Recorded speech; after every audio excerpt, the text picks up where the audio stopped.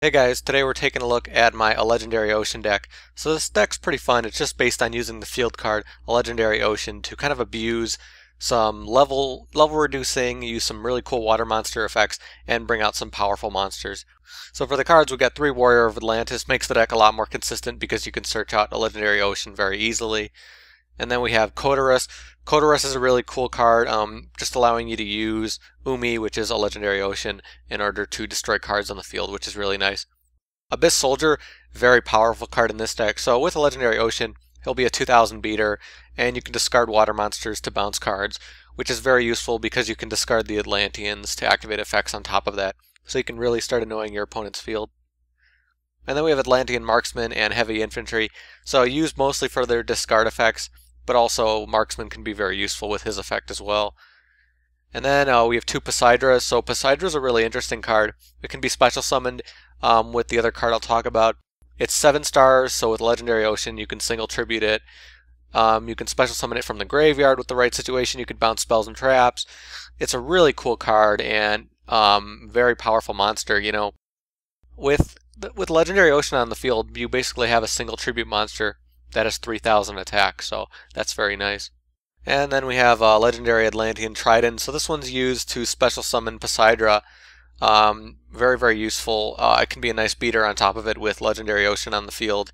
And the other thing that's interesting about this is that it can combo really well with Deep Sea Diva. If Deep Sea Diva wasn't limited, I might, care more about this card, but currently with it being limited, its effect isn't as useful, but it's still pretty good for getting Poseidra out. And then we have Daedalus. So Daedalus is kind of the boss of the deck. It's somewhat of the point of the deck, but you don't want to run too many of it because it becomes a dead draw. So basically you use Umi to wipe the field, which is really awesome. The really cool part is it's not like Black Rose. This card doesn't get destroyed. So you just destroy the field and you have this card up. Very nice. So like I said, we're not running too many of it because it can be dead eventually, but we're running 2, which is pretty nice. We're also running 1 of the upgraded version, which is Neo-Daedalus. So Neo-Daedalus is like the super crazy version of this card. It wipes the field, but then it also wipes the hand. So depending on how you set up, what you need to do, this card is crazy. The problem is obviously you need to consider what you're going to do to your hand and your field. But you're setting up the field in a really good way that can lead to some very powerful wins. Depending on how late it is in the duel, it can be very, very bad for your opponent. And then we have 1 Deep Sea Diva, like I said earlier, just a really good card in this type of deck, giving you access to synchros and also swarming. Tidal, just a great card in this deck for obvious reasons. Can discard to activate the effects that you want, can summon from the graveyard, can send things to the graveyard, is a powerful beater on top of it. And then 1 Atlantean Dragoons. So with Legendary Ocean, just giving all your monsters the ability to attack directly, so that can lead to some very powerful stuff. And also just very nice that you can use it to search out things. So one thing I didn't mention, for certain cards, when they're sent to the graveyard to activate the water monster effects, that's when they use their effects. So it's not only from discard, because if we take a look at Tridon here, so he has to tribute another water monster. So in combination with the Atlanteans, you can do some very, very powerful combos while getting out Poseidra. So that's a kind of interesting thing you could think about in combination with all these cards. A lot of different combos you can do, which makes this deck pretty nice to play.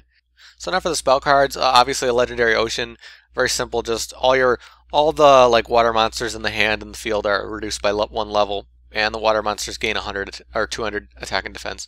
So very, very nice and makes the deck work very well. 2 MSTs, 1 Moray of Greed, Dark Hole, and we also have Big Wave, Small Wave. Another really interesting way to get out some of the very powerful monsters that you might have in your hand and not be able to do things with them. So for the traps, a lot of staples. We also have 1 Spiritual Water Art, just a very useful card, and 1 Forgotten Temple of the Deep. Really interesting card, can be used as Umi. It can also be used to kind of save your monsters in a really interesting way, which is very nice. So now for the extra deck. This extra deck was pretty difficult to make just because there's so many things you can put into it. As far as synchros go, the levels all over the place, so I put in the ones that you probably can get up most often. So Mistbird, when Deep Sea Diva and one of the level 3s have their levels reduced, Catastor when there's no level reduction going on for the most part, but can still be used when certain levels are reduced. The levels here get pretty annoying, but we can kind of see how with Deep Sea Dive and how the levels change that you'll have access to a bunch of different synchros. Black Rose with certain level combinations can be useful.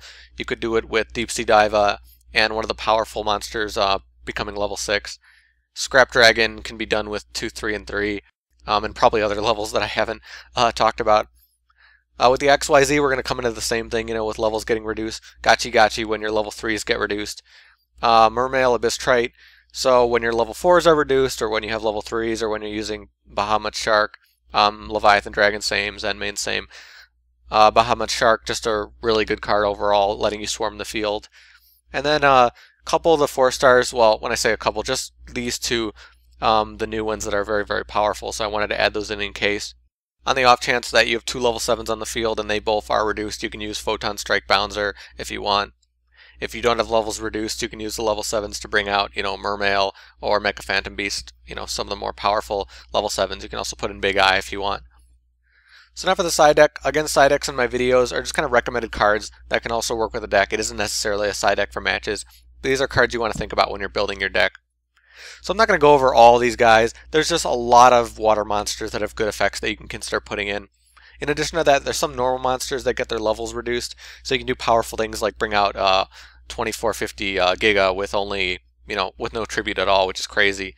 Dragon Ice has a nice effect. Armed Sea Hunter has an interesting effect. Fishbark Archer can be helpful. The Ocean's Keeper cards, Cranium Fish, Mother Grizzly to search out. Spine Gilman to, power up your monsters. Nightmare Penguin can be nice to power up your monsters and bounce cards. There's a lot of synchros and XYZs I didn't put in here that can be useful. Sea Dragon Lord, Gaiga Cowboy, bunch of different stuff I just didn't have room for. Salvage can be useful, but it's limited the amount of things you can get back in this deck. Terraforming, I don't really need Terraforming because I have Warrior of Atlantis, but that's a choice. There's a lot of other spell and trap support. I'm not going to get into all of it. I'm sure most people know Tornado Wall, which is a really nice protection, but kind of annoying to keep it up. And Goes and Match can be good for this deck because we're using all water monsters aside from the extra deck. So that's my Legendary Ocean deck. Very fun to play. Not really sure how competitive it could be, but definitely very interesting and could lead to some very powerful plays that your opponent might not see coming. But if you guys have your own Legendary Ocean decks, post below, let me know in the comments, make suggestions for me, talk about what cards you use, and that kind of thing. But thank you guys for watching. I'll see you later.